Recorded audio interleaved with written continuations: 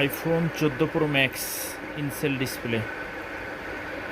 যাদের 14 প্রো ম্যাক্সের ফোনগুলো গ্রিন লাইন হয়ে গেছে অথবা ভেঙে গেছে, তারা অল্প খরচে অল্প রেটের ভিতরে ইনসেল ডিসপ্লেগুলো ক্রয় করতে পারেন।